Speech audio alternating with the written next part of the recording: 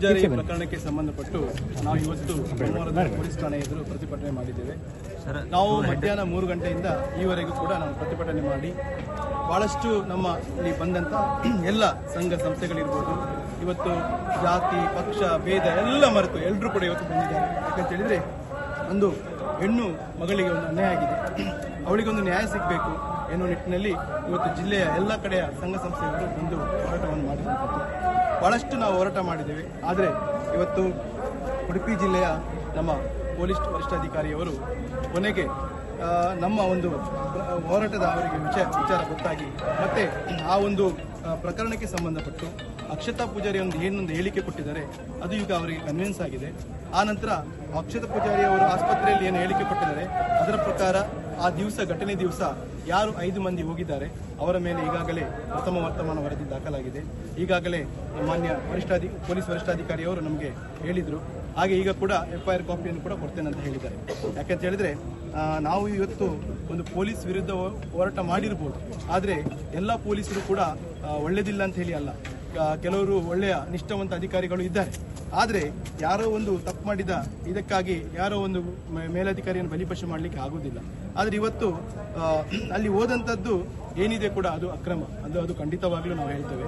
ಆದ್ದರಿಂದ ಯಾವುದೇ ಮುಂದಿನ ದಿವಸದಲ್ಲಿ ಪೊಲೀಸರು ಕೂಡ ಯಾವುದೇ ಒಂದು ಕರ್ತವ್ಯವನ್ನು ನಿರ್ವಹಿಸುವಾಗ ಕಾನೂನು ರೀತಿಯಲ್ಲಿ ನಿರ್ವಹಿಸಬೇಕು.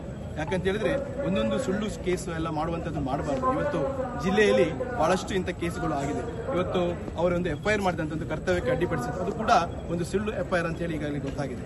ಇಂಥದ್ದೆಲ್ಲ ಮಾಡಿಕೊಂಡು ಒಂದು ಒಬ್ಬರಿಗೆ ನ್ಯಾಯ ಕೊಡಬೇಕು. ಅದು ನ್ಯಾಯ ಕೇಳಿ ಬಂದವರಿಗೆ ಮುಂದಿನ ದಿವಸ ಅವರದ್ದು ನ್ಯಾಯ ಕೇಳದಾಗೆ ಮಾಡುವಂಥ ರೀತಿ ಆಗಬಾರ್ದು. ಹಾಗೆ ನಮಗೆ ಇವತ್ತು ಈಗ ಏನಂತ ಹೇಳಿದ್ರೆ ಈಗ ನಮಗೆ ಒಂದು ಜಯ ಸಿಕ್ಕಿದೆ. ಈಗಾಗಲೇ ಅಲ್ಲಿ ಬಂದಂತ 5 ಮಂದಿಗಳ ವಿರುದ್ಧ FIR ಆಗಿದೆ. ಮುಂದೆ ನಾವು ಏನಂತ ಹೇಳಿದ್ರೆ ಏನೊಂದು ಅವಳ ಮೇಲೆ ಒಂದು FIR ಆಗಿದೆ, ಅದು ತನಿಖೆ ಆಗಲಿ, ನಮ್ಗೆ ಏನು ಬೇಜಾರಿಲ್ಲ. ಯಾಕಂತ ಹೇಳಿದ್ರೆ ಅದು ಸುಳ್ಳು FIR, ಅದರಲ್ಲಿ ನಾವು ಏನು ಕೇಳಲಿಕ್ಕೆ ಹೋಗುದಿಲ್ಲ. ಪೊಲೀಸರು ಅದನ್ನು ಯಾವ ರೀತಿಯಲ್ಲಿ ತನಿಖೆ ಬೇಕಾದ್ರೆ ಮಾಡಲಿ, ನಮ್ಗೆ ಏನು ಹೆದರಿಕೆ ಇಲ್ಲ. ಯಾಕಂತ ಹೇಳಿದ್ರೆ ಅದು ನಮಗೆ ವಿಶ್ವಾಸ ಇದೆ, ಅದರಲ್ಲಿ ಯಾವುದೇ ತಪ್ಪು ಅಕ್ಷತಾ ಪೂಜಾರಿ ಅವರ ಮನೆಯಿಂದ ಆಗಲಿಲ್ಲ. ಆದ್ರಿಂದ ಇವತ್ತು ಅಕ್ಷತಾ ಪೂಜಾರಿಯ ದೂರು ಏನು ದಾಖಲಾಗಿದೆ ಅದನ್ನು ನಾವು ಮಾತ್ರ ಬಿಡುವುದಿಲ್ಲ. ಅದು ಎಲ್ಲಿವರೆಗೆ ಅದು ಹೋಗ್ತದೆ ಅದನ್ನೆಲ್ಲ ನಾವು ವೀಕ್ಷಣೆ ಮಾಡ್ತೇವೆ. ಪೊಲೀಸ್ ವರಿಷ್ಠಾಧಿಕಾರಿ ಯಾವ ರೀತಿಯಲ್ಲಿ ಅದನ್ನು ತನಿಖೆ ಮಾಡಿಸ್ತಾರೆ ಅಂತ ನೋಡ್ತೇವೆ. ತನಿಖೆ ಮಾಡಿ ಅವರಿಗೆ ಒಂದು ನ್ಯಾಯವನ್ನು ಅಕ್ಷತಾ ಪೂಜಾರಿಯವರು ಖಂಡಿತವಾಗಿ ನಮ್ಮ ಎಲ್ಲ ಉಡುಪಿ ಜಿಲ್ಲೆ ಸಂಘಟನೆಗಳು ಒಟ್ಟು ಸೇರಿ ಅವರಿಗೆ ಒಂದು ನ್ಯಾಯ ಕೊಡ್ತಕ್ಕಂಥ ಕೆಲಸ ಇದೆ. ಅಂದ್ರೆ ಇದರಲ್ಲಿ ಆರೋಪಿಯ ರಕ್ಷಣೆಗೆ ನೀವು ಹೋಗ್ತಾ ಇದ್ದೀರಿ ಅನ್ನೋ ಸಂದೇಶ ಹೋಗಬಾರ್ದು, ಅದನ್ನ ಹೇಗೆ ಮಾಡ್ತೀರಿ? ಆರೋಪಿಗೂ ಇದಕ್ಕೂ ಸಂಬಂಧನೇ ಇಲ್ಲ. ಇಲ್ಲಿ ಏನಂತ ಹೇಳಿದ್ರೆ ಆರೋಪಿಗೂ ಅಕ್ಷತೆಗೂ ಸಂಬಂಧನೇ ಇಲ್ಲ. ಯಾಕೆಂತ ಹೇಳಿದ್ರೆ ಪೊಲೀಸರು ಅಲ್ಲಿ ಏನು ಹೋಗಿದ್ದಾರೆ ಅವರಿಗೆ ಅಲ್ಲಿ ವಾರೆಂಟ್ನ ಆದೇಶವೂ ಕೂಡ ಇಲ್ಲ. ಆದೇಶ ಇರುವಂತದ್ದು ಕೋರ್ಟ್ ಅಮೀನಿಗೆ. ಕೋರ್ಟ್ ಅಮೀನ್ನ ಆದೇಶ ಇಟ್ಕೊಂಡು ಪೊಲೀಸರು ಅಸಿಸ್ಟ್ ಮಾಡಬೇಕಂತ ಹೇಳುವಂಥದ್ದು. ಆದರೆ ಇವತ್ತು ಪೊಲೀಸರಲ್ಲಿ ಓದದ್ದು ಅಕ್ರಮ ಅಂತ ಹೇಳುವಂಥದ್ದು. ಇಲ್ಲಿ ನಾವು ಯಾರು ಒಬ್ಬ ವಿಕ್ಟಿಮ್ ಅವರು ಏನು ಯಾರೊಬ್ಬ ಇದಿದ್ದಾರೆ ಏನು ನೀವು ಹೇಳಿದಿರಲ್ವಾ, ಬೇರೆಯವರಿಗೆ ರಕ್ಷಣೆ ಮಾಡೋದು, ಇದು ರಕ್ಷಣೆ ಪ್ರಶ್ನೆ ಇಲ್ಲ. ನಾವು ಯಾರು ಆ ವ್ಯಕ್ತಿಯನ್ನು ಯಾರ ಮೇಲೆ ವಾರೆಂಟ್ ಇಶ್ಯೂ ಮಾಡಿದ್ರೆ ಆ ವ್ಯಕ್ತಿಯನ್ನು ರಕ್ಷಣೆ ಮಾಡುವಂತ ಕೆಲಸ ಅಲ್ಲ, ಅವರ ರಕ್ಷಣೆ ಮಾಡುವುದಿಲ್ಲ. ನಾವು ಅಕ್ಷತಾ ಪೂಜಾರಿಗೆ ಅವರಲ್ಲಿ ನಡ್ಕೊಂಡಂತ ದೌರ್ಜನ್ಯದ ಬಗ್ಗೆ ಮಾತ್ರ ನಾವು ಹೇಳುವಂತದ್ದು ಬಿಟ್ರೆ ಮತ್ತೆ ಪೊಲೀಸ್ನವರು ಯಾವ ರೀತಿಯಲ್ಲಿ ಆ ವಾರೆಂಟ್ನ ಬಗ್ಗೆ ಕಾರ್ಯನಿರ್ವಹಿಸ್ತಾರೆ ಅದರ ಬಗ್ಗೆ ನಮ್ದು ಯಾವುದೇ ಅಭ್ಯಂತರ ಇಲ್ಲ. Yes, thank you sir.